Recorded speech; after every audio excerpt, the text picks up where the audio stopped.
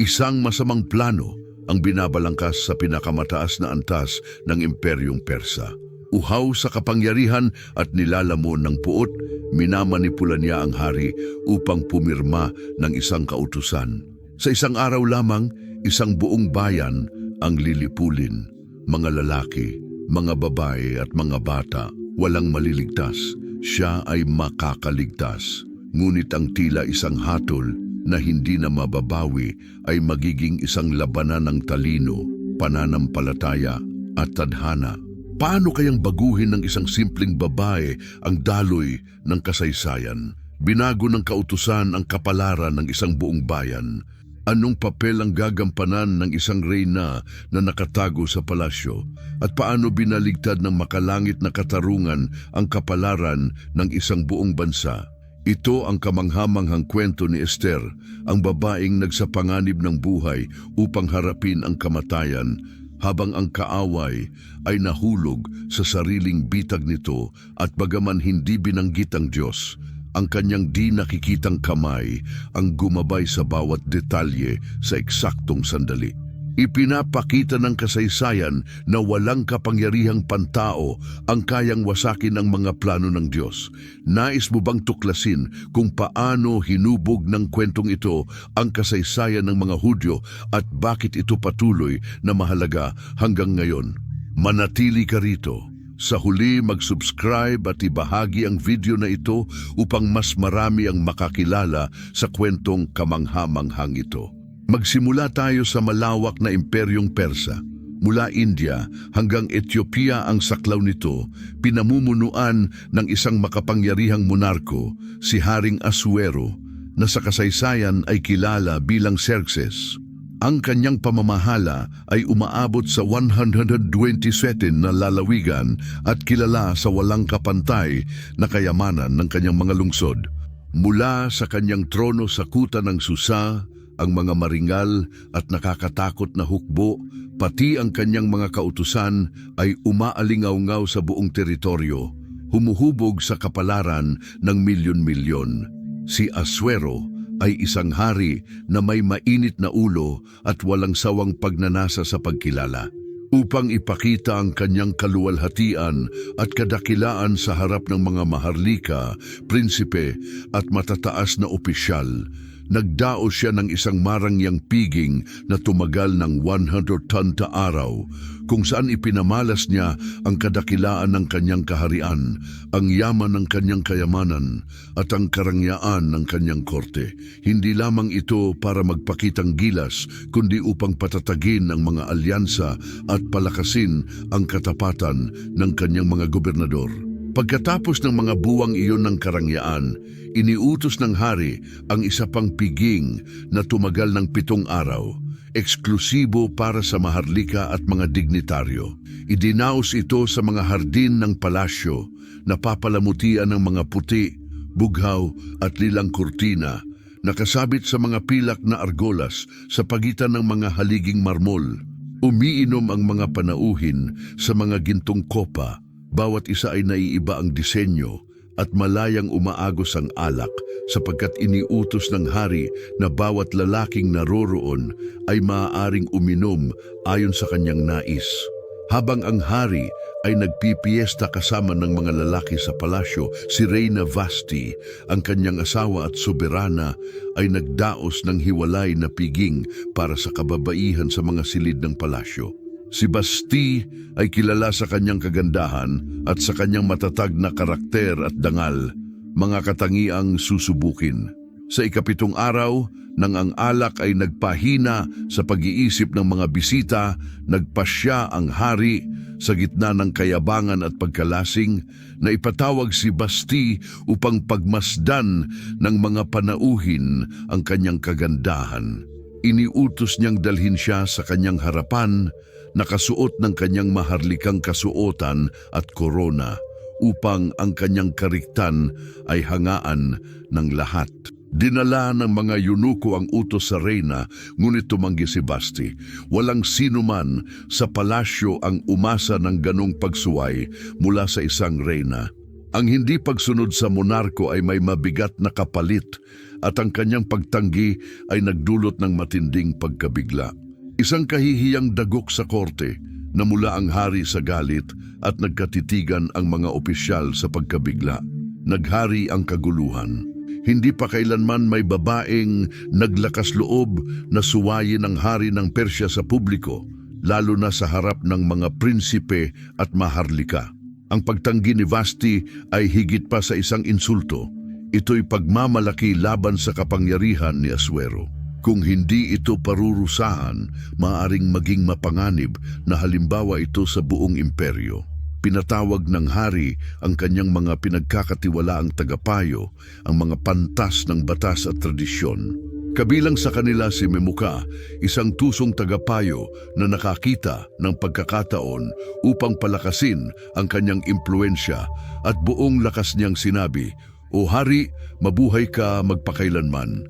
Ang reyna ay hindi lamang nagkasala laban sa iyo, kundi laban sa lahat ng prinsipe at mamamayan ng kaharian.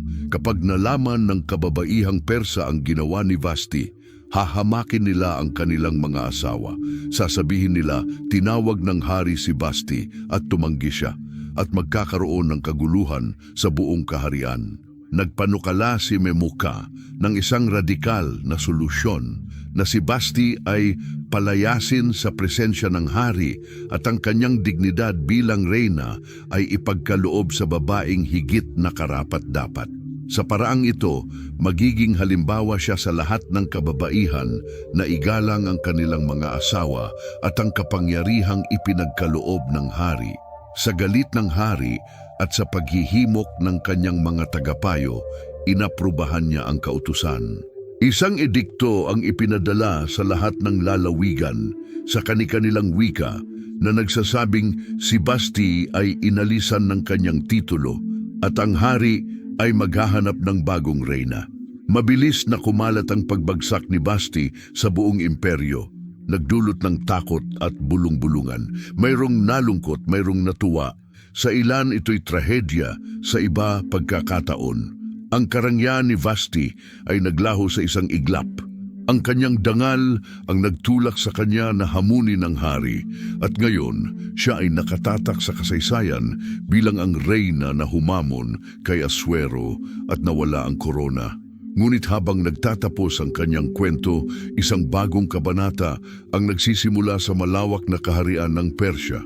Isang kwento kung saan ang isang batang ulilang Hudyo ang magiging pangunahing tauhan ng isang banal na plano na magbabago sa mundo, ang kapalaran ng kanyang bayan.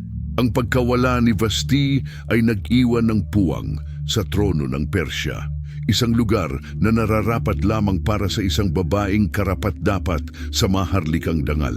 Sa paglipas ng panahon, naramdaman ni Aswero ang kawalan ng kanyang asawa. Bagaman hindi na mababawi ang naging pasya niya, ang mga araw ng pag-iisa sa kanyang mga silid at ang alaala ng kagandahan ni Vashti ay nagbakod sa kanya sa tahimik na kalungkutan. Nang mapansin ng kanyang mga tagapayo ang kalagayan ng hari, iminungkahi nila ang isang plano, magpadala ng mensahero sa lahat ng lalawigan upang tipunin ang pinakamagagandang dalaga sa imperyo. Dadalhin sila sa Susa at sasailalim sa mahabang panahon ng pagpapaganda bago iharap sa hari. Ang makakakuha ng pinakamalaking pabor sa kanyang paningin ay ikokoronahan bilang reyna at magiging kanyang asawa. Mabilis na ipinalaganap ang utos ng hari at ang bulong ng paanyaya ay umabot sa pinakamalayong sulok ng imperyo. Ang mga magulang at tagapag-alaga sabik na makita ang kanilang mga anak na babae na umangat sa karangyaan ay nagpadala sa kanila sa kabisera. Mga karabanang dumarating araw-araw sa Susa nagdadala ng mga dalagang nangangarap ng trono. Sa gitna ng paghahanap na iyon, humahabi ang tadhana ng isang landas na magbabago na ang kasaysayan ng mga pangyayari. Sa kuta ng Susa, may nakatayong isang lalaking Hudyo na nagngangalang Mordecai mula sa lipi ni Benhamim, inapo ng mga dinalang bihag mula sa Jerusalem ni Nabucodonosor, hari ng Babylonia. Siya ay isang ipinagtaboy na bihag. Ang kanyang presensya sa hukuman ay nagpapahiwatig na taglay niya ang isang tiyak na katungkulan sa pamamahalang Persa. Hindi siya isang makapangyarihang tao, ngunit nagtataglay ng malalim na karunungan at di natitinag na katapatan sa kanyang Diyos at sa kanyang bayan. Sa kanyang pangangalaga ay naroon si Hadasa, na tinatawag nilang Esther, isang dalagang natatangi ang kagandahan at tindig. Si Esther, isang marangal na ulila mula pagkabata, ay lumaki sa ilalim ng proteksyon ng kanyang pinsan, na itinuturing siya na parang sariling anak, bagaman ang kanyang pagkahudyo ay hindi agad malinaw para sa mga nakapaligid. Ang kanyang kabaitan, talino at kababaang loob ang nagpatangi sa kanya sa gitna ng ibang kababaihan. Nang dumating sa kanila ang utos ng hari, natuklasan ng mga opisyal na namamahala sa pagpili si Esther at namangha sa kanyang kagandahan, isinama siya sa mga dalagang dadalhin sa Palasyo Real. Bagaman nabagabag si Mordecai sa kawalang katiyakan ng mangyayari, hindi siya tumutol. Nagtitiwala na ang kamay ng Diyos ang gagabay sa kanyang kapalaran. Bago siya umalis, nagbigay siya ng isang napakahalagang bilin. Huwag mong ihahayag ang iyong pinagmulan ni ang iyong lahi, Esther. Manatiling tahimik tungkol sa iyong bayan at sa iyong pananampalataya. Sa pagtalima at paggalang, tumango si Esther. Hindi alam na siya'y papasok sa isang mundong puno ng karangyaan, intriga at mga pasyang magmamarka sa kasaysayan ng kanyang bayan. Pagdating sa palasyo, si Esther at ang iba pang mga dalaga ay ipinagkatiwala kay Hegai, ang eunuko na nangangasiwa sa harem. Siya ay isang lalaking may malaking impluensya sa bilog ng korte, responsable sa paghahanda ng mga dalaga bago sila humarap sa hari. Ang tungkulin ay hindi lamang ang pagpaganda sa kanila ng panlabas, kundi pati ang pagtuturo sa kanila ng mga alituntunin ng korte at ng mga sining ng pagiging maharlika. Bawat dalaga ay kailangang sumailalim sa isang mahigpit na paghahanda sa loob ng 12 buwan bago maiharap sa hari.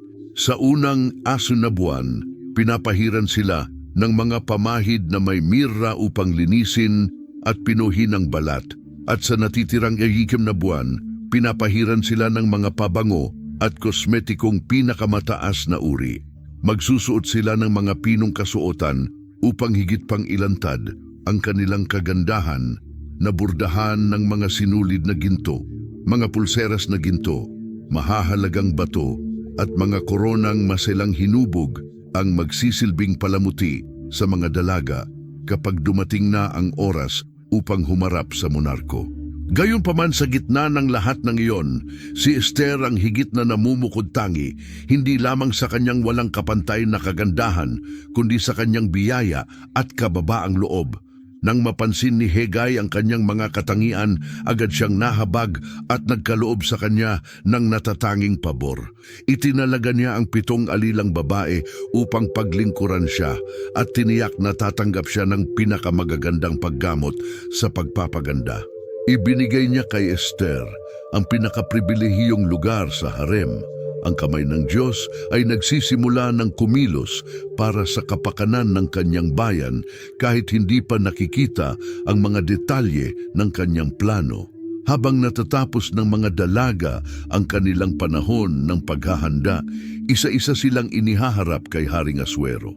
Bawat isa sa kanila ay may pagkakataong magdala ng anumang naisin mula sa palasyo upang higit na mapahanga ang monarko mula sa mga alahas hanggang sa pinong mga tela. Si Esther, sa kanyang karunungan, ay hindi humiling ng anuman maliban sa kung ano ang ipinayong kunin sa kanya ni Hegai. Sa wakas, dumating ang araw na si Esther ay ihaharap sa hari.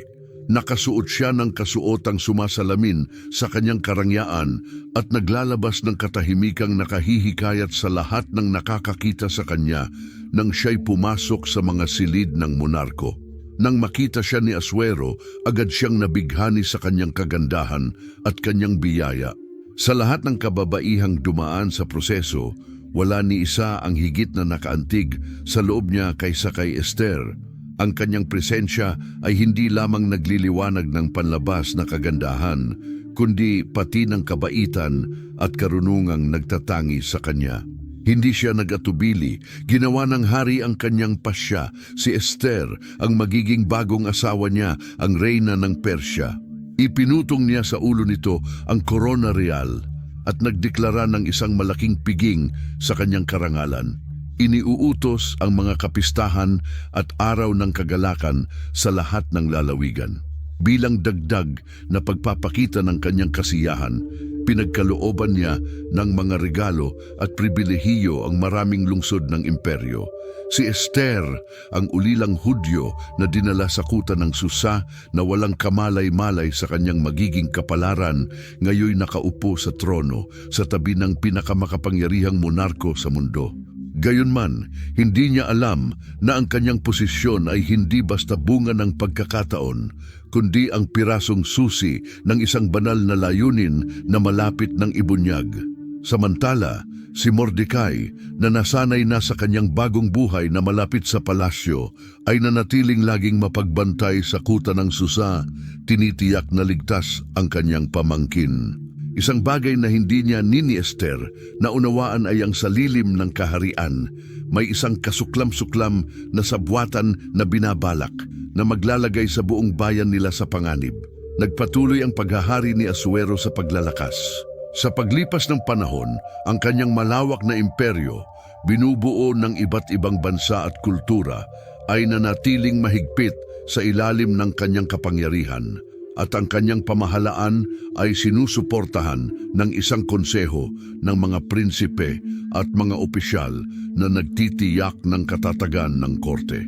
Sa hanay ng mga lalaking ito, umangat ang isang tauhan na ang ambisyon at kayabangan ang magtutulak sa kanya upang gumanap ng isang mahalagang papel sa kasaysayan, si Hama, anak ni Hamedata, ang Agagita. Si Hama ay hindi isang karaniwang maharlikang Persa. Ang kanyang ugat ay sinusundan pabalik sa mga Agagita, isang linya na nagmula kay Haring Agagwe ng Amalekwe. Ang mga Amalekita, sinaunang mga kaaway ng Israel, ay isang bansang mandirigma at walang habas. Minarkahan ng kanilang walang humpay na pagsalungat sa bayan ng Diyos mula pa noong Exodo. Ayon sa utos ng Diyos, dapat sanang nalipol sila ng Israel, ngunit makalipas ang maraming henerasyon, may ilan pa ring inapo nila na nabubuhay. Ngayon ay nasa hukuman ng Persya. Isang Agagita ang umabot sa rurok ng kapangyarihan at ang kanyang sinaunang puot laban sa mga Hudyo ay patuloy na nagliliyab sa kanyang puso. Sa paglipas ng panahon, pinalakas ni Asuero si Hama higit sa lahat ng ibang prinsipe ng kaharian. Lumago ang kanyang impluwensya hanggang siya ang maging pinakamakapangyarihang tao pagkatapos ng hari. Bilang pagkilala sa kanyang katungkulan, iniutos ng hari na lahat ay dapat yumuko at magbigay galang sa kanya bilang tanda ng respeto at pagpapasakop. Ang mga utos ng hari ay hindi maaaring tutulan. Sa mga pintuan ng palasyo, kung saan nagtitipon ang mga opisyal at mga lingkod ng kaharian, lahat ay nagpatirapa kapag dumaraan si Hama. Pang-araw-araw na tanawin ang makita ang mga prinsipe, opisyal at mga bantay na ibinababa ang kanilang ulo at yumuyuko sa harapan niya. Ngunit sa gitna nila ay may isang nananatiling nakatayo, si Mordecai, ang Hudyo, matatag at hindi natitinag araw-araw. Si Mordecai ay nananatili sa pintuan ng palasyo, tumatangging yumuko kay Hama. Ang kanyang paninindigan ay hindi gawa ng simpleng paghihimagsikni ng kawalan ng paggalang sa kapangyarihan ng hari. Ito'y isang usapin ng pananampalataya at paniniwala. Alam ni Mordecai na ang pagpapatirapa sa harap ng isang tao bilang akto ng pagpupuri ay katumbas ng idolatriya na mahigpit na ipinagbabawal ng batas ng Diyos. Ang pagkakakilanlan ni Hama bilang inapo ni Amaleke ay lalo lamang nagpakatatag sa kanyang pasya na huwag magbigay galang.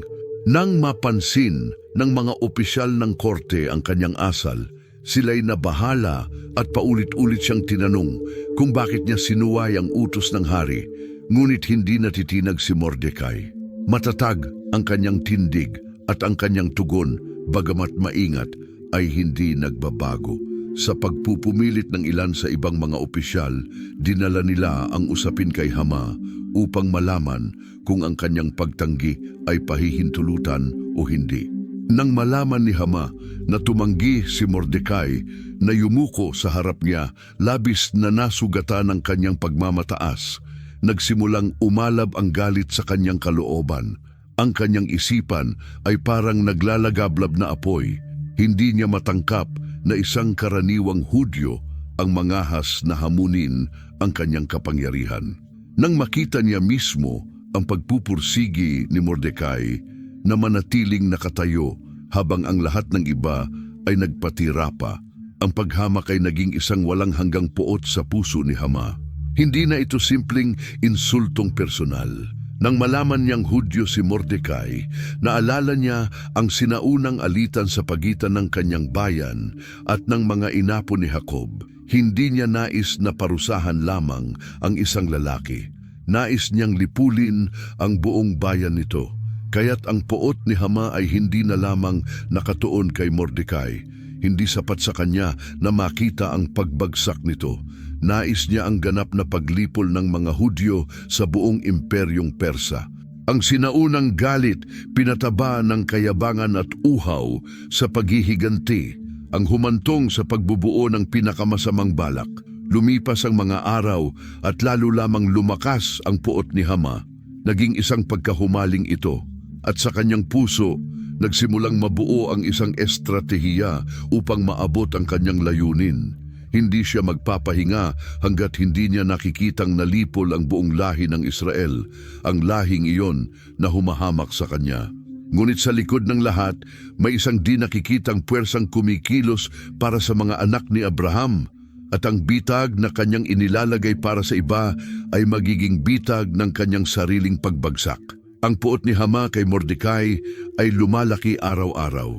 Hindi niya matiis na makita ang Hudyong iyon na nakatayo habang ang lahat ng iba ay yumuyuko tuwing siya'y dumaraan. Ngunit lampas sa personal na galit, may mas madilim na hangarin na umuukit sa kanyang isip, ang ganap na paglipol sa kanyang bayan. Hindi sapat na alisin si Mordecai. Kailangan niyang lipulin ang lahat ng Hudyo sa imperyo. Si Hama, pinapatakbo ng kayabangan at uhaw sa paghihiganti, ay nagsimulang magplano upang pawiin ang komunidad na Hudyo sa buong kaharian ng Persya. Walang hanggan ang kanyang ambisyon. Sa lumalawak niyang impluensya sa korte, tiwala siyang kayang manipulahin ang hari upang pumirma ng isang utos na magpapatupad ng kanyang malupit na balak. Ngunit ang isang bagay na ganito kalawak ay hindi maaaring gawin ng walang tamang tiyempo. Ang mga Persa ay naniniwala sa kapalaran at sa patnubay ng mga Diyos sa pamamagitan ng mga tanda. Para sa kanila, ang isang hakbang na ganito kalaki ay dapat gawin sa eksaktong araw kung saan ang kapalaran ay pumapanig sa kanila. Kaya't nagpasya siyang gumamit ng Pur, isang banal na palabunutan kung saan ang mga mago at astrologo ang tumutukoy sa pinakamainam na petsa para sa pagmasaker. Sa loob ng ilang araw, sa presensya ng mga pari at pantas, inihulog ang mga batong nagtatakda ng kapalaran at itinuro nila ang ika-13 araw ng buwang Hadar. Bagaman malayo pa ang araw, nadama ni Hama ang kasiyahan. Ang kapalaran ay nagsalita. Sa kanyang paningin, ang mismong tadhana ay nasa kanyang panig. Ngayon, may isa na lamang hadlang. Kumbinsihin ang hari na ipalabas ang utos batay sa isang planong mahusay na idinisenyo. Humarap si Hama sa monarko, sa maringal nitong bulwagan. Alam niyang hindi siya dapat magtuon sa iisang lalaki lamang. Kailangan niyang gawing usaping pambansa ang dahilan, isang bagay na magpapakita na may banta sa katatagan ng imperyo. Matalim ang kanyang wika at mapanganib ang kanyang katusuhan. O Hari Asuero, mabuhay ka magpakailanman, panimula niya habang yumuyuko. May isang bayan na nagkalat at nakakalat sa lahat ng lalawigan ng iyong kaharian. Iba sila kaysa sa lahat ng ibang bayan. Hindi nila sinusunod ang ating mga batas, ni iginagalang ang iyong mga utos. Sila'y isang bayang naghahangad ng pansariling kapakanan. Sila'y banta sa iyong kadakilaan at sa kapayapaan ng kaharian. Nakinig ang hari na may interes at nang makita ni Hama ang atensyon nito, nagpatuloy siya. Kung mamarapatin mo, o hari, maglabas ka ng isang utos upang lipulin sila. Hindi ka gagastos ng kahit anong yaman mula sa kabangyaman. Ako mismo ang magbibigay ng 10,000 talentong pilak upang tustusan ang hakbang na ito at bayaran ang mga magsasagawa nito. Matalino siyang nagsalita. Hindi niya binanggit si Mordecai at hindi niya sinabi ng tahasan ng mga Hudyo ang tinutukoy. Maingat niyang inilahad ito bilang usaping pambansang seguridad. Bilang pinuno ng isang napakalawak na imperyo na binubuo ng iba't ibang lahi, walang dahilan si Asuero upang pagdudahan ang kanyang pinagkakatiwalaang tagapayo. At ang napakalaking halagang inalok ni Hama ay higit na nakahikayat. Isang napakalaking kayamanan iyon. Hindi na nagtanong pa ang hari. Inalis niya ang singsing na may selyo ng kaharian, tanda ng kapangyarihan, at iniabot kay Hama. Anuman ang tila mabuti para sa iyo tungkol sa bayang iyan, wika ni Asuero, gawin mo. Ang kanilang kapalaran ay nasa iyong mga kamay.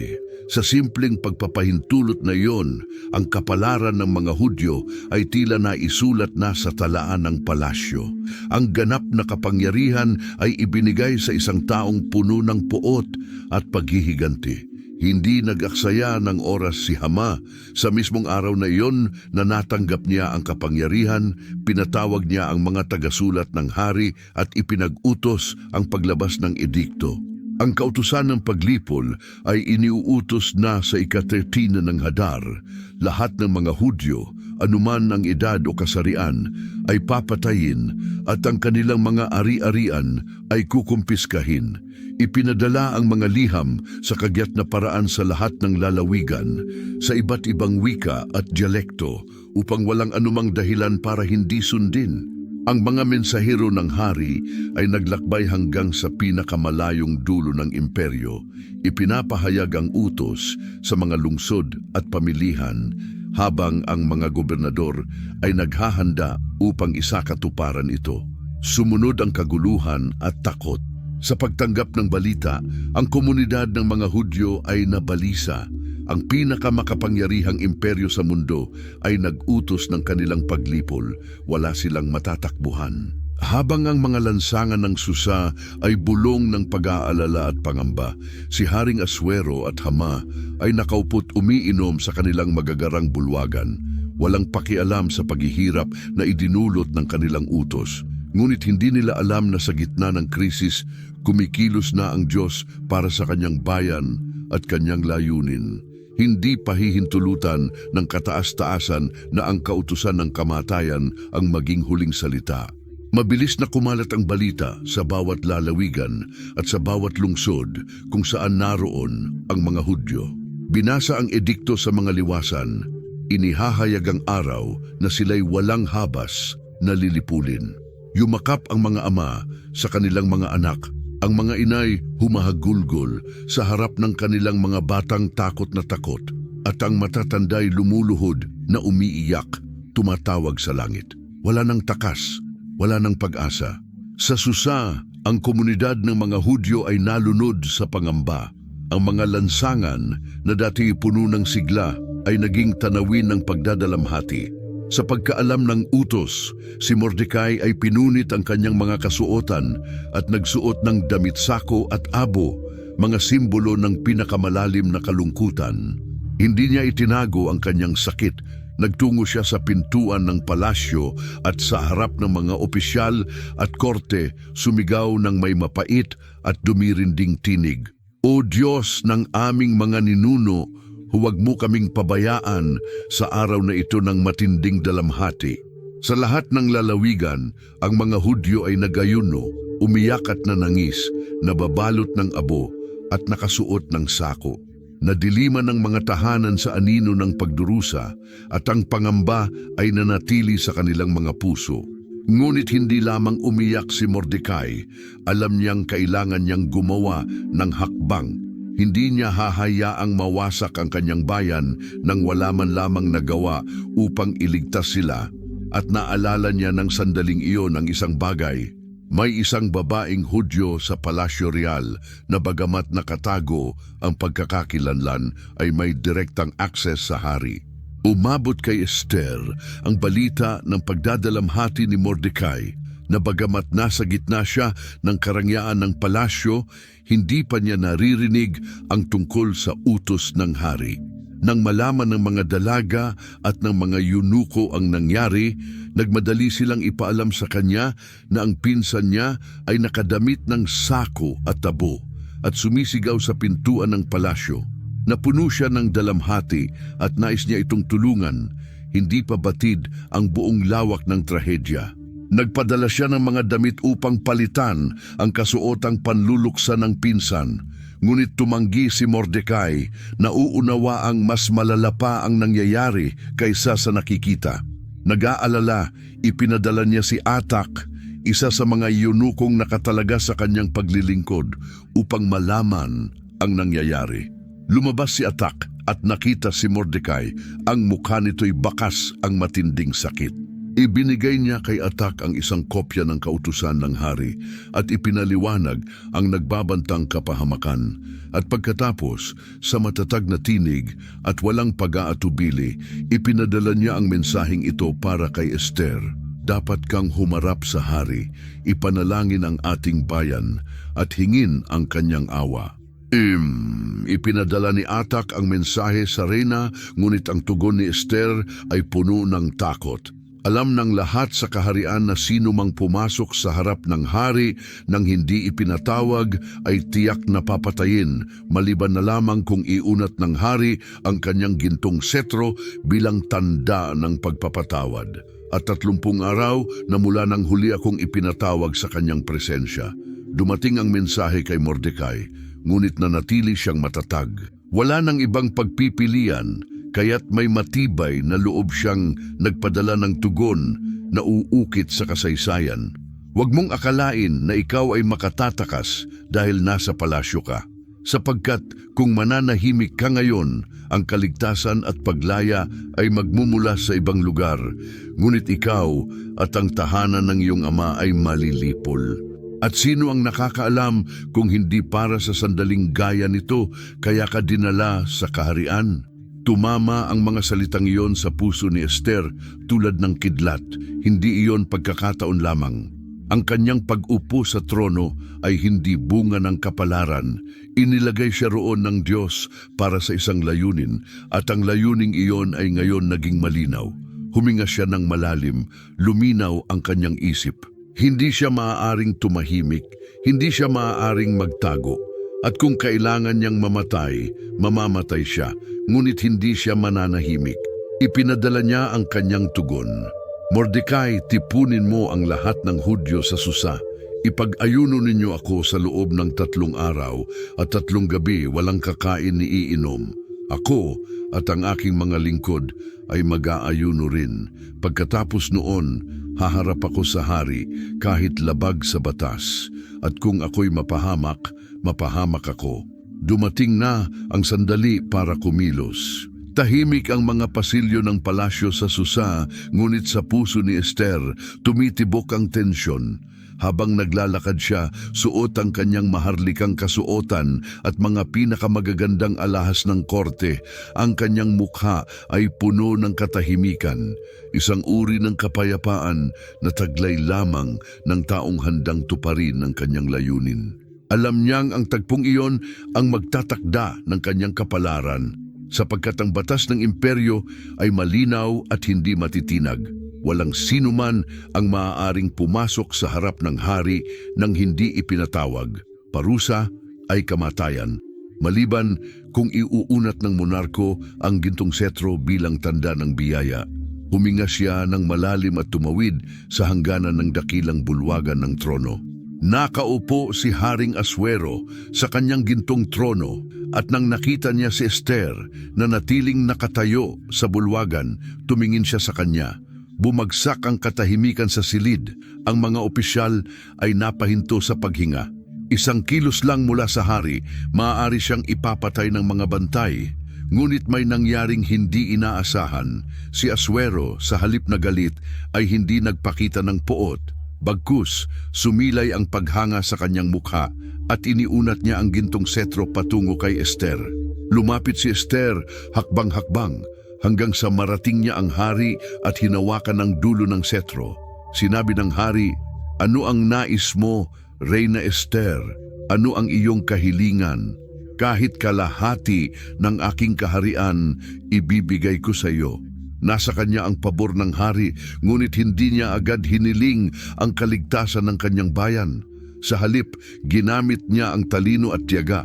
"Mahal na hari, pumarito ka, ikaw at si Hama, ngayong araw sa isang handaan na inihanda ko para sa inyo." Naguluhan, ngunit naaliw si Aswero at agad niyang ipinatawag si Hama. Naganap ang handaan ng gabing iyon sa isang pribadong silid ng palasyo. Nakahain sa mesa ang pinakamagagarang pagkain at mga pinakamainam na alak. Naglilingkod si Esther ng may biyaya, sinisiguro na parehong nasisiyahan ang hari at si Hama. Muling nagsalita ang hari, puno ng pananabik. "Ano ang nais mo, Esther? Sabihin mo at ibibigay ko. Kahit kalahati ng aking kaharian, iyo na." Ngunit hindi pa rin sinabi ni Esther ang kanyang tunay na hiling. Ngumiti siya ng mahinahon at tumugon, "Kung ako'y nakatagpo ng pabor sa paningin ng hari, naway dumalumuli ang hari at si Hama bukas para sa isa pang handaan na inihanda ko para sa kanila." Doon ko sasagutin ang tanong ng hari. Tinanggap ng hari ang kahilingan, natutuwa sa kanyang tugon at kababaang loob. Samantala, umalis si Hama na tuwang-tuwa. Siya lamang, bukod sa hari, ang inimbitahan ng reyna. Lalong lumubo ang kanyang kayabangan.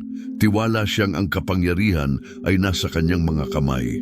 Ito na ang rurok ng kanyang tagumpay, ngunit hindi magtatagal ang kanilang kasiyahan matapos ang handaan. Naglalakad siya sa mga patiyo ng palasyo. Ang dibdib ay nakausli sa pagmamataas. Ngunit pagdating niya sa pintuang daan ng hari, ang kanyang kasiyahan ay napalitan ng poot. Naroon si Mordecai, tulad ng dati, nakatayo pa rin, hindi nagpapakita ng kahit anong tanda ng paggalang. Hindi siya yumuko, ni hindi niya ibinaba ang kanyang ulo.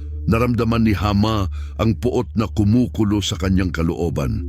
Paano nagagawa ng isang miserableng Hudyong iyon na suwayin at hamunin siya araw-araw? Ngipin niyang nakapisil, nagpipigil. Hindi niya kayang sirain ang gabi dahil lamang sa isang pagsabog ng galit. Ngunit nangako siya na malapit nang magwawakas ang lahat para kay Mordecai. Pag-uwi niya, tinawag niya ang kanyang mga kaibigan at ang kanyang asawang si Zeres at nagmalaki tungkol sa kanyang kapangyarihan, kayamanan at kung papaano siya pinarangalan ni Reyna Esther, na siya lamang at ang hari ang inimbitahan sa handaan. "Nasa tuktok ako ng kapangyarihan," sabi niya nakangiting mayabang, "ngunit wala itong halaga hanggat nakikita ko si Mordecai, ang Hudyong iyon na nakaupo sa pintuan ng palasyo nang hindi man lamang yumuyuko sa akin." Si Zeres at ang kanyang mga kaibigan, nakikita ang kanyang galit, ay nagbigay ng malupit at tuwirang payo. "Magpatayo ka ng bitayan, 25 metro ang taas, at bukas ng umaga, humingi ka sa hari ng pahintulot para ipabitay si Mordecai doon. Pagkatapos, maaari mo nang tamasa ang handaan nang walang iniisip." Ang mungkahi ay kaagad nagpasaya kay Hama na nagutos na itayo ang bitayan. Kinagabihan, sinimulan nilang itayo ang napakalaking estruktura sa kanyang bakuran. Sa kanyang isip, sa pagsikat ng araw, patay na ang kanyang kaaway. Hindi niya alam na ang kapalaran ay magbabalik tanaw laban sa kanya at ang bitayang itinayo niya ay magiging sarili niyang bitag. Sumasaklaw ang gabi sa Susa, ngunit ang Palasyo Real ay hindi lubos na payapa. Sa silid ng hari, si Asuero ay hindi makatulog. Sa kabila ng lahat ng karangyaang bumabalot sa kanya, may isang di maipaliwanag na pagkabalisa sa kanyang dibdib, parang may mahalagang bagay na nagaganap na hindi niya alam. Pagkatapos ng ilang sandaling pag-iisip, ipinatawag niya ang kanyang mga lingkod at ipinabasa ang aklat ng mga kronika ng kaharian. Dinala ng mga eskriba ang mga pergamino at nagsimulang magbasa. Isa-isang binigkas ang mga tala ng kanyang paghahari, mga kautusan, mga pangyayari, hanggang isang tala ang nakahuli ng kanyang pansin, ang tungkol kay Mordecai na nakadiskubre ng isang sabwatan upang patayin ang hari. Dalawang eunuko, sina Bigto at Teres, ang nagplano ng pag-atake, ngunit nadiskubre ito ni Mordecai at dahil dito nailigtas ang hari. Umupo ng diretso ang hari, naguguluhan. Anong parangal at gantimpala ang natanggap ni Mordecai para sa ginawa niyang ito? Tanong niya. Muling sinuri ng mga tagasulat ang talaan at sumagot, wala pong ginawa para sa kanya, mahal na hari. Nagtarik ang noo ni Asuero, isang lalaking nagligtas sa buhay ng hari ay hindi pa napapapurihan. Kailangang ituwid iyon. Samantala, sa kabilang bahagi ng palasyo, hindi rin nakatulog si Hama. Ang tanging laman ng kanyang isipan, kailangang mamatay si Mordecai. Sa pagsikat ng araw, handa na ang bitaya at sabik siyang makita ang kahihinatnan. Maaga siyang nagtungo sa hukuman upang humiling ng pahintulot ng hari na bitayin si Mordecai. Tiyak sa kanyang isipan na agad itong pahihintulutan. Ngunit pagdating niya sa trono, bago pa siya makapagsalita, nagtanong ang hari, Hama, sabihin mo sa akin, ano ang dapat gawin sa taong nais ng hari na parangalan? Sandaling tumigil ang puso ni Hama at pagkatapos ay mabilis na tumibok. Sino pa nga ba? Sino pa ang nais parangalan ng hari kundi siya mismo? Tumayo ang kanyang pagmamataas. Sa kanyang isipan, nakita na niyang sarili niyang dinadakila ng bayan. Sumagot siya puno ng sigla. Kung nais ng hari na parangalan ang isang tao, bigyan siya ng mga damit na minsan nang isinuot ng hari, isang kabayong minsan nang sinakyan ng hari at ilagay ang koron ng hari sa kanyang ulo. Tumango ang hari kaya nagpatuloy si Hama at ipagkatiwala sa isa sa mga pinakamarangal na prinsipe ng kaharian ng taong iyon. Bihisan siya ng mga damit, isakay sa kabayo at ilibot sa lungsod habang isinisigaw. Ganyan ang ginagawa sa taong pinararangalan ng hari. Uminit ang dugo ni Hama sa tuwa, nakita niyang para sa kanya ang parangal. Ngunit ang sumunod na salita ng hari ay dumating gaya ng kulog. Mahusay, gawin mo ang lahat ng sinabi mo kay Mordecai ang Hudyo na nakaupo sa pintuan ng palasyo. Huwag kang magkulang sa alinman sa iyong nabanggit. Namutla ang mukha ni Hama, tila nawala ang dugo sa kanyang mga ugat. Paano siya naging ganito kamangmang? Isang parangal na para sa kaniyang isipan, ngunit para pala sa kanyang kaaway. Ngunit wala siyang magagawa. Ang pagtutol sa kautusan ng hari ay kamatayan. Kaya na may pusong puno ng pait, binihisan ni Hama si Mordecai ng mga damit hari, isinakay siya sa kabayo at inalalayang nakasakay sa pamamagitan ng lungsod habang sumisigaw. Ganyan ang ginagawa sa taong pinararangalan ng hari. Para kay Hama, bawat hakbang na kanyang ginagawa ay tila isang dagok sa kanyang pagmamataas sapagkat ninanais niyang parangalan siya. Ang mga taong humahanga sa kanya hanggang kahapon lamang ay ngayon ay nakatingin, habang ang pangalawang pinakamakapangyarihang lalaki sa kaharian ay kinakailangang magbigay galang sa kanyang kaaway. Si Mordecai sa kabilang banda ay nanatiling mapagpakumbaba at kalmado. Wala siyang sinabi ni isang salita kay Hama. Hindi siya natuwa sa kahihiyan ni Hama.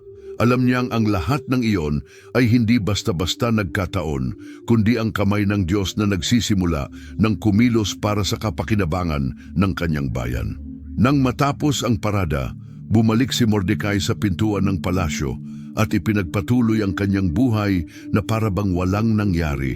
Ngunit si Hama, wasak at nahihiya, ay tumakbo pauwi na ang mukhay natatakpan ng matinding galit. Ang kanyang asawang si Zeres at mga kaibigan ay tiningnan siya ng may pag-aalala. Ikinuwento ni Hama sa kanila ang mga nangyari. Inaasahan niyang makakahanap siya ng kaaliwan, ngunit ang mga salitang narinig niya ay nagdala lamang ng isang madilim na hula. Si Mordecai, na sa harap niya ay nagsimula kang bumagsak, ay mula sa lahing Hudyo. Hindi mo siya kayang talunin. Tiyak na babagsak ka sa harap niya. Ang mga salitang iyon ay nagdulot sa kanya ng takot na hindi pa niya naramdaman kailanman. Tila gumuho ang lahat sa paligid niya, ngunit wala siyang oras para magnilay, sapagkat dumating ang mga eunuko ng hari at mabilis siyang dinala patungo sa ikalawang piging ni Esther. Ang hindi alam ni Hama ay sa piging na iyon, ang kanyang kapalaran ay tatatakan at ang parehong bitag na inihanda niya para kay Mordecai ay magiging bitag para sa kanya. Ang mga gintong lampara na nagliliwanag sa bulwagan ng piging ay nagbabalik ng kanilang kislap sa mga dingding na pinalamutian ng kulay pulang ube at mga mamahaling burda. Isang tensyonadong atmosfera ang bumabalot sa hangin, ngunit si Haring Aswero ay walang kamalay-malay sa kung ano ang ibubunyag ng gabing iyon, handa lamang tamasahin ang karangyaan at ang presensya ng kanyang reyna. Si Hama, sa kabilang banda, ay nakararamdam ng isang bigat na hindi niya matanggal sa kanyang dibdib. Ang kahihiyan na dinanas niya sa parehong araw dahil sa pagbibigay galang kay Mordecai ay nagtulak sa kanya sa dagat ng takot at pagdududa. Ang kumpiyansa niya sa kanyang sariling kadakilaan ay nagsimulang mabasag at isang masamang kutob ang bumubulong sa kanyang isipan na ang kanyang kapalaran ay malapit ng magbago. Naupo sa hapag na maharlika sina Aswero at Hama ay naghihintay sa pagsasalita ni Esther. Ang hari sa ikatlong pagkakataon ay ibinalik ang kanyang tingin sa reyna at tinanong ang tanong na kanyang inaabangan. Ang iyong kahilingan ay dapat matupad, Reyna Esther. Sabihin mo ang iyong nais at ibibigay ko kahit pa kalahati ng aking kaharian. Sa pagkakataong ito, hindi na nag-atubili si Esther sa pagsagot. Dumating na ang sandali para kumilos. Siya ay tumayo ng may biyaya, ngunit may katatagan na hindi pa nakikita ni Numan. Ang kanyang mga matay kumikislap ng pinaghahalong tapang at determinasyon. Ang kanyang tinig ay mahina ngunit tiyak, at nang hindi nag-aatubili, siya'y nagsalita. O Hari, kung ako'y nakasumpong ng biyaya sa iyong mga mata, ako'y nagmamakaawa na ipagkaloob mo sa akin ang aking buhay at ang buhay ng aking bayan. Si Haring Aswero ay napakunot noo, litong-lito. Ang iyong buhay, ang iyong bayan, sino ang naglakas loob na ilagay sa panganib ang reyna ng Persya? Huminga ng malalim si Esther at binigkas ang mga salitang magbabago sa takbo ng kasaysayan. Ang kaaway at manlilinlang ay ang masamang si Hama. Ang mga salita ni Esther ay umalingaw-ngaw na tila kulog sa buong bulwagan. Si Hama na nooy nagtatamasa ng piging ay nakaramdam na parabang nagyelo ang kanyang dugo. Ang kanyang mundo'y gumuho. Si Haring Aswero ay namula sa tindi ng galit. Hindi pa siya nagkaroon ng ganoong poot sa buong buhay niya. Ngayon ay naunawaan niya na siya ay nalinlang. Pinirmahan niya ang isang utos ng paglipol laban sa sariling bayan ng kanyang asawa. Nang hindi nagsasalita, siya'y lumabas patungo sa hardin ng palasyo, humihinga ng bigat, puno ng pagkalito at puot ang kanyang isipan. Samantala, si Hama ay nawala ang lahat ng kanyang pagmamataas at dignidad. Siya'y lumuhod sa harap ni Esther at sa tindi ng kanyang takot, itinapon ang sarili sa sopa kung saan nakahilig ang reyna at nakiusap para sa kanyang buhay. Reyna Esther, maawa ka sa akin, huwag mo akong hayaang mamatay. Hindi ko nais na saktan ka. Ngunit sa sandaling iyon, bumalik ang hari at ang kanyang nakita ay lalo pang nagpasiklab ng kanyang galit. Sa kanyang pananaw, si Hama ay nakadapa sa Reyna na parabang sinusubukan siyang saktan. Abuso mo rin ba ang Reyna sa mismong loob ng aking palasyo? Sumabog ang galit niya na parang apoy. Inatake ng mga guwardiya si Hama at dinala siya palayo kay Esther. Nakatatak na ang kapalaran ni Hama. Si Arbona, isa sa mga yunuko na naglilingkod sa hari, ay lumapit at nagsalita ng buong tindi. Maharlikang hari, sa bahay ni Hama ay mayroong isang bitayan na 25 metro ang taas, ang mismong ipinagawa niya upang ibitin si Mordecai. Siya na nagligtas ng buhay ng inyong kamahalan. Hindi nagatubili si Haring Asuero ni isang segundo. Ibitin si Hama doon. Hinila ng mga guwardiya si Hama palabas ng silid. Hindi na siya ang pinakamakapangyarihang tao sa Persya. Ang kanyang pagmamataas ang nagpausbong ng labis na kayabangan. Ang kanyang katanyagan at sariling kasamaan ang naging daan tungo sa kanyang pagbagsak. Hindi nagtagal, ang kanyang katawan ay ibinitin. Siya ay namatay sa mismong bitayan na inihanda niya para kay Mordecai. Mabilis na naisakatuparan ang hatol kay Hama, ngunit hindi pa tuluyang nawawala ang panganib. Ang utos para sa paglipol ng mga Hudyo ay nananatiling may bisa at kahit patay na si Hama, ang kanyang masamang plano ay nasa pag-usad pa rin. Subalit, sinimulan na ng Diyos na baguhin ang kasaysayan at ang inaakalang wakas ng mga Hudyo ay magiging kanilang pinakadakilang tagumpay. Ang kamatayan ni Hama ay nagdala ng pansamantalang ginhawa kina Esther at Mordecai, ngunit ang banta laban sa mga Hudyo ay naroroon pa rin. Ang kautusang naguutos sa kanilang paglipol ay nanatiling umiiral sa bawat probinsya ng imperyo. Ayon sa batas ng Persya at Meda, walang kautusan na pinirmahan ng selyong maharlika kahit ng hari mismo ang maaaring pawalang bisa. Alam ni Esther ang panganib kaya muli siyang humarap kay Asuero nang hindi na natatakot para sa kanyang buhay. Siya ay lumuhod sa paanan ng hari at luhaan, nagmakaawa. O hari, kung ako'y nakasumpong ng biyaya sa inyong mga mata at kung ibig ninyo, pawalang bisa ang napakasamang kautusan ni Hama na naguutos ng pagkawasak ng aking bayan, paano ko kakayaning makita ang pagkawasak ng aking sariling bayan? Paano ko masasaksihan ang kapahamakan na darating sa mga Hudyo? Si Haring Asuero na nakakunot noo ay naunawaan ng suliranin. Ang batas ng Persya ay hindi nababago at hindi niya maaring basta-basta pawalang bisa ang utos ni Hama. Ngunit maaari siyang maglabas ng bagong kautusan na magbabago sa takbo ng mga pangyayari. Lumingon siya kay Mordecai na ngayon ay pumalit kay Hama bilang kanyang pinagkakatiwalaang tagapayo at sinabi, ibinigay ko na kay Esther ang bahay ni Hama at siya ay ibinitin dahil sa pagsasabwatan laban sa mga Hudyo. Gumawa ka ng bagong kautusan sa aking pangalan, ayon sa iyong naaayon at aking pahihintulutan. Si Mordecai, dala ang singsing na maharlika, ay hindi nag-aksaya ng panahon. Ipinatawag niya ang mga eskriba ng kaharian at idinikta ang isang panibagong kautusan. Sa bagong edict na ito, ipinagkaloob niya sa mga Hudyo ang karapatang ipagtanggol ang kanilang sarili.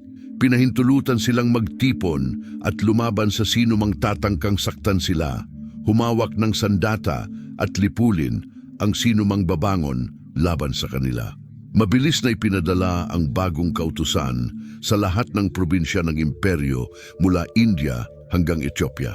Ang mga mensahero ay nagmadaling sumakay at naglakbay sa buong kaharian upang ipakalat ang balita, tinitiyak na alam ng mga Hudyo na hindi sila nag-iisa. Nang dumating ang kautusan sa mga lungsod kung saan naninirahan ang mga Hudyo, ang takot ay lumipat ng panig. Sa halip na matakot, napuno sila ng tapang sapagkat ngayon ay may basbas sila ng hari upang ipagtanggol ang kanilang buhay. Maraming mga tao ang nagsimulang gumalang sa kanila at ang ilan pa'y yumakap sa Hudaismo dahil sa takot sa maaaring mangyari. Sa wakas, dumating ang araw, ang ika-13 ng buwan ng Hadar, ang petsang itinakda sa kautusan ni Hama para sa paglipol ng mga Hudyo. Ngunit ang dapat sanang maging masaker laban sa mga Hudyo ay nauwi sa napakalaking tagumpay para sa kanila. Ang mga kaaway ng mga Hudyo, yaong mga sabik na agawin at wasakin ang kanilang ari-arian, ay nakatagpo ng mabangis na paglaban. Ang mga lalaki, babae at kabataang Hudyo ay humawak ng sandata at lumaban para sa kanilang buhay ng buong sigasig. Sa buong kaharian, tinalo ng mga Hudyo ang kanilang mga kaaway at tiniyak na walang matira sa mga nagbabalak silang wasakin. Sa kabisera, sa Susa, mas mabangis ang labanan. Ang 10 anak ni Hama na nagmana ng puot ng kanilang ama at binalak gantihan ang mga Hudyo ay natalo at pinatay. Nang iharap kay Haring Aswero ang bilang ng mga nasawi, tinanong niya si Esther, sa Susa, napatay ng mga Hudyo ang 500 lalaki at ang 10 anak ni Hama. Ano pa ang iyong nais? Ipagkakaloob ko sa iyo. Alam pa ni Esther na may natitira pang paglaban sa lungsod, kaya nagpahayag siya ng huling kahilingan sa hari na bigyan pa ng 1 araw ang mga Hudyo ng Susa upang ipagtanggol ang kanilang sarili at na ang mga bangkay ng 10 anak ni Hama ay ibitin bilang babala. Pumayag ang hari. At kinabukasan sa Susa, 300 pang kaaway ang nilipol ng mga Hudyo. Sa buong imperyo, mahigit 60,000 kaaway ng mga Hudyo ang napatay, ngunit hindi nila kinuha ang kanilang mga ari-arian ni sinamsam ang kanilang mga bahay. Ito ay isang ganap na tagumpay. Ngunit higit sa lahat, ang bayan ng Diyos ay hindi lamang nakaligtas, sila ay lumitaw na may higit na dangal at paggalang sa kaharian ng Persya.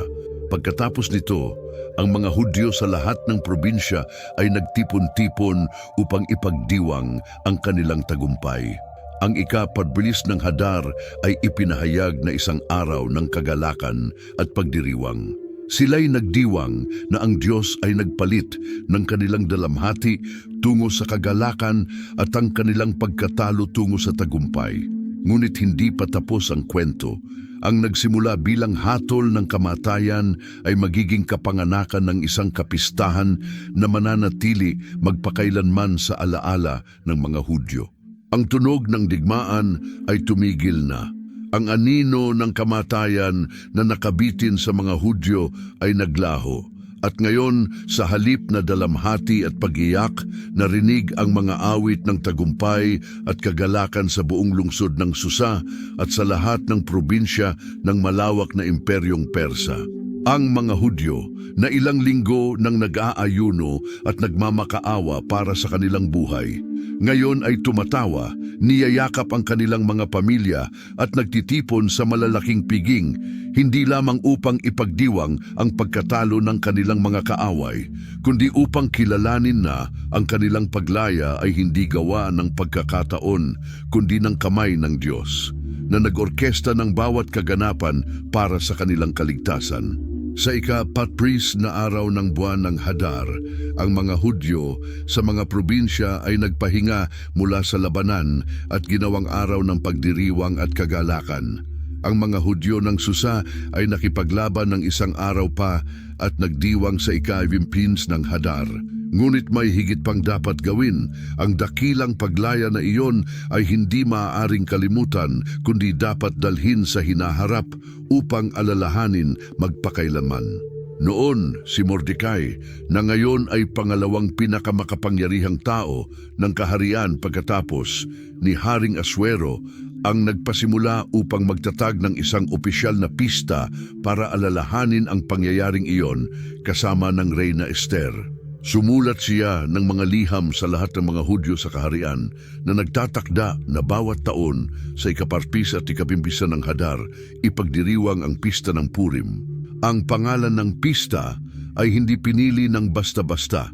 Tinawag itong Purim dahil nagpalabas si Hama ng Pur, ang palabunutan, upang piliin ang araw ng paglipol sa mga Hudyo, ngunit ginulo at binago ng Diyos ang kapalaran na inisip ng masamang tao.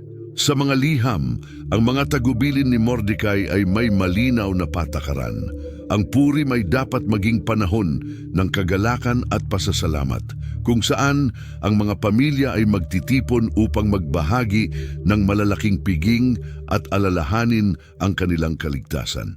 Ang pagkain ay dapat ipadala sa mga kaibigan at kapitbahay upang patatagin ang pagkakaisa ng bayan, gayon din ang pagbibigay ng regalo sa mga nangangailangan upang matiyak na lahat, kahit ang pinakamahirap, ay makasali sa pagdiriwang. Nang dumating ang mga liham ni Mordecai sa mga probinsya, tinanggap ng mga Hudyo sa buong kaharian ang utos na may kagalakan.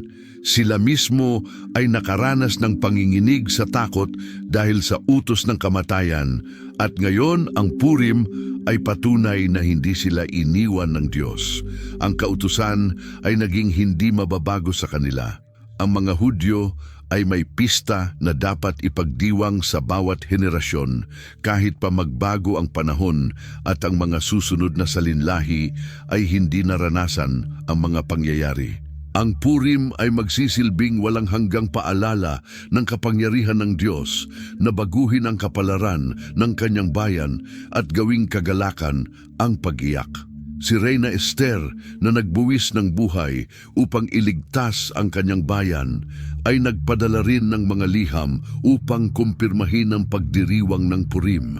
Sa kanyang kapangyarihang panghari, tinatakan niya ang kautusan kasama ni Mordecai na tiniyak na ang pista ay kailanman hindi makakalimutan. Kaya't bawat taon sa buwan ng Hadar, ipinagdiriwang ng mga Hudyo sa buong mundo ang kasaysayan ng Purim. Inaalala kung paanong pinalitan ng Diyos ng Israel ang dalamhati ng sayaw at ang kapighatian ng tagumpay. Ang istorya ni na Esther at Mordecai ay hindi lamang kwento ng kaligtasan, kundi patunay na patuloy na kumikilos ang Diyos pabor sa kanyang bayan, kahit hindi tuwirang binabanggit ang kanyang pangalan sa kasaysayan. Ang araw na bumagsak ang kapalaran ni Hama sa Imperyong Persa ay nagbago magpakailanman.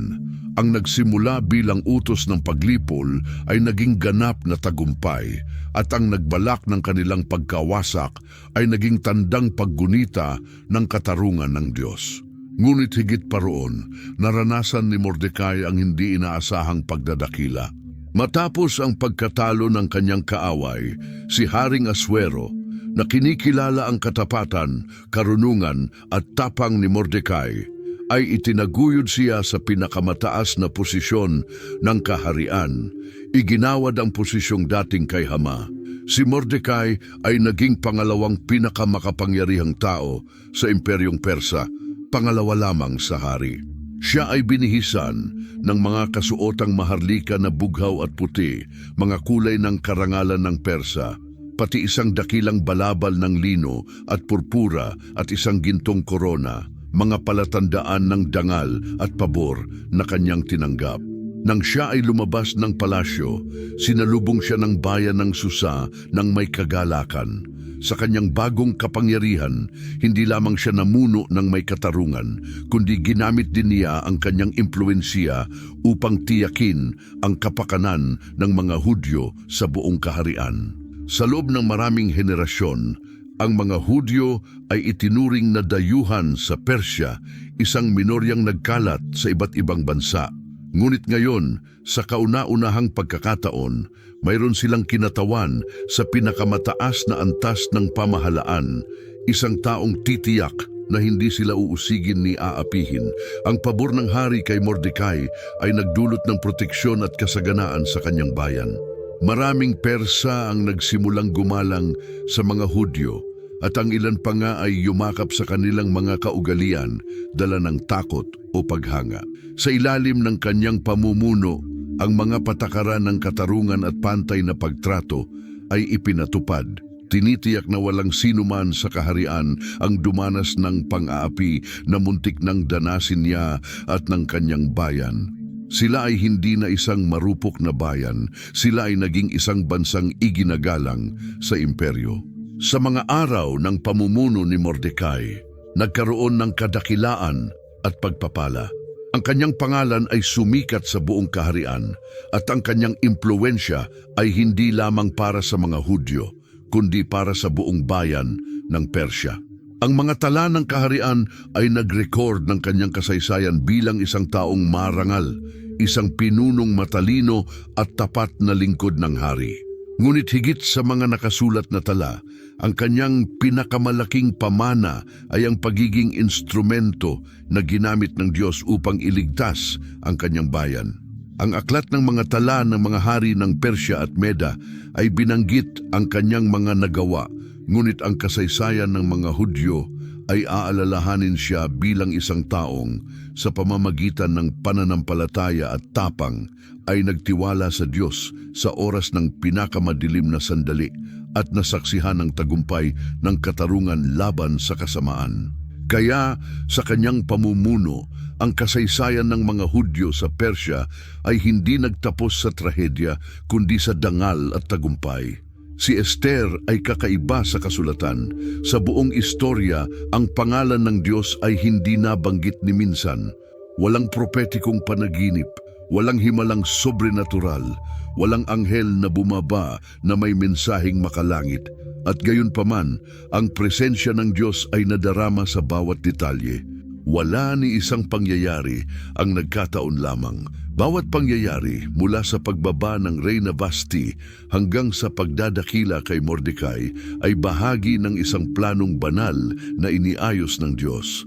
Para bang magkakahiwalay na pangyayari lamang, ngunit sa katotohanan, ito ang patunay ng banal na probidensya na kumikilos pabor sa kanyang bayan. Hindi aksidente ang pagdating ni Esther sa trono. Ang kanyang posisyon sa palasyo ay hindi lamang bunga ng kanyang kagandahan, kundi gawa ng Diyos upang ilagay siya sa tamang lugar at sa tamang panahon. Hindi natuklasan ni Mordecai ang sabwatan laban sa hari ng basta-basta lamang. Pinahintulutan ng Diyos na siya ay nasa tamang lugar upang iligtas ang buhay ng monarka na kalaunan ay magreresulta sa kanyang pagdadakila. Ang gabi na hindi makatulog ang hari ay hindi rin aksidente. Sa mismong sandaling iyon, ginawa ng Diyos na maalala niya ang katapatan ni Mordecai. Inihahanda ang daan para sa pagbagsak ni Hama. Ang tao ay naghukay ng sarili niyang libingan dahil sa kanyang kayabangan. Ang kanyang masasamang balak ang nagdala sa kanya sa sariling kapahamakan, habang ang mga Hudyo sa halip na malipol ay pinarangalan at pinagkalooban ng proteksyon. Bawat isa sa mga pangyayaring ito, kahit na tila natural lamang sa panahon, ay bahagi ng isang banal na proyekto kung saan ang Diyos, bagaman hindi nakikita, ay siyang umaayos ng lahat upang tuparin ang kanyang layunin. Isa pang makapangyarihang aral sa aklat ni Esther ay hindi kailangan ng Diyos ng malalaking bagay upang kumilos. Sa kwentong ito, ni mga hari ni malalaking hukbo ay hindi nakapagpatupad ng kanyang kalooban. Umiikot ang istorya sa isang ulilang babaeng Hudyo, isang tapat ngunit hindi kilalang lalaki at mga pangyayaring tila walang halaga upang baguhin ang kapalaran ng buong bansa. Si Esther ay hindi isang propetisa ni isang pinunong militar, ngunit ang kanyang tapang at posisyon sa pamumuno ang nagbigay daan upang siya ay maging kasangkapan ng kaligtasan para sa kanyang bayan. Ang kanyang kwento ay nagpapaalala sa atin na kayang gamitin ng Diyos ang sinuman, gaano man siya kasimple o tila walang halaga, upang isakatuparan ang kanyang plano. Gayon din, si Mordecai ay hindi isang taong may mataas na tungkulin sa simula ng kwento, ngunit ang kanyang katapatan at pagtitiwala sa Diyos ang nagdala sa kanya upang maging pangalawang pinakamakapangyarihang tao sa Imperyong Persa. Ang kanyang kwento ay patunay na ang katapatan sa araw-araw ay maaaring magbukas ng mga pintuan para sa mga dakilang layunin. Ipinapaalala nito sa atin na ang Diyos ay patuloy na kumikilos sa buhay ng mga tao ngayon. Tinatawagan sila upang isakatuparan ang mga misyon na tila imposible, ngunit bahagi ng kanyang perpektong plano. Ang kwento ni Esther ay hindi lamang nagbago ng kapalaran ng mga Hudyo sa Persya, kundi nag-iwan ng hindi mabuburang marka sa kanilang pagkakakilanlan bilang isang bayan. Hanggang ngayon, ipinagdiriwang ng mga Hudyo ang pista ng Purim bawat taon bilang paalala na iningatan sila ng Diyos at ginawang kagalakan ang kanilang pagdadalamhati. Ang tunggalian ni Hama at Mordecai ay kumakatawan sa walang hanggang pakikipaglaban sa pagitan ng mga puwersa ng kasamaan at ng bayan ng Diyos. Kung paanong sinubukan ni Hama na lipulin ang mga Hudyo at nabigo, ganoon din ang maraming imperyo sa kasaysayan na nagtangkang puksain sila, ngunit sila ay pinanatili ng Diyos. Ang aklat na ito ay isang paalala na kahit tila tahimik ang Diyos, siya ay patuloy na kumikilos para sa kanyang bayan. Mula noong sinaunang Persya hanggang sa kasalukuyan, patuloy na naririnig ang mensahe ng Purim. Kailanman ay hindi iniiwan ng Diyos ang kanyang bayan at ang kanyang layunin ay mananaig sa lahat ng bagay sa kabila ng mga pagsubok. Sa kwento ni Esther, natutunan natin ang isang mahalagang aral. Magtiwala sa probidensya ng Diyos sa gitna ng mga sitwasyong ating kinahaharap kung saan tila lahat ay laban sa atin. Ilang beses na ba nating naramdaman na tahimik ang Diyos o tila wala ng pag-asa? Naranasan din ni Esther at Mordecai ang ganito. Sila ay nabalisa ngunit hindi kailanman tumigil sa pagtitiwala. Hindi laging kumikilos ang Diyos sa pamamagitan ng mga nakikitang himala, ngunit ang kanyang kamay ay gumagalaw sa likod ng mga pangyayari kahit gaano kaliit iyon. Mas dakila ang Diyos. Ang kasamaan ay hindi kailanman magtatagumpay sa huli laban sa bayan ng Diyos. Kung paanong naglakas loob si Esther na sabihin, kung ako'y mamamatay, mamamatay ako. Kailangan din nating matutunang magtiwala na inilagay tayo ng Diyos sa tamang lugar, sa tamang oras, para sa isang mas malaking layunin. At kahit minsan ay hindi natin direktang nakikita ang kamay ng Diyos, ang kanyang presensya ay tunay, ang kanyang pagiging perpekto ay tunay, at ang kanyang tagumpay ay tiyak. Ang kwento ni Esther ay nagpapaalala sa atin na hindi kailanman iniiwan ng Diyos ang kanyang bayan kahit sa pinakamahirap na sandali. Ang kanyang probidensya ay maaaring magmukhang wala, ngunit ito ay totoo. Perpekto ang kanyang plano at ang kanyang katarungan ay laging mananaig. Sa kabuuan ng kwentong ito, nakita natin kung paanong ang isang hatol ng kamatayan ay naging isang dakilang tagumpay, kung paanong ang isang batang ulila ay naging reyna, at kung paanong ginamit ng Diyos ang mga karaniwang tao upang isakatuparan ang isang pambihirang layunin. Sina Esther at Mordecai ay hindi makapangyarihan, ngunit sila ay matapang at mapagkakatiwalaan. Ang mensahe ni Esther ay nananatiling mahalaga ngayon. Ilang beses na ba nating naramdaman na tayo ay nag-iisa, nasa panganib o walang pag-asa? Marahil hindi natin nauunawaan ang layunin ng ating pinagdaraanan, ngunit kung magtitiwala tayo sa Diyos, makatitiyak tayong siya ay kumikilos kahit hindi natin siya nakikita. Kung itinuro sa iyo ng kwentong ito ang mga bagong bagay, inaanyayahan kitang mag-subscribe sa channel, mag-iwan ng komento at ibahagi ang video na ito sa iba upang mas marami pang tao ang makaalam tungkol sa kamanghamanghang kwento ng Reyna Esther at kung paanong patuloy na kumikilos ang Diyos sa ating buhay ngayon. Hanggang sa susunod na video.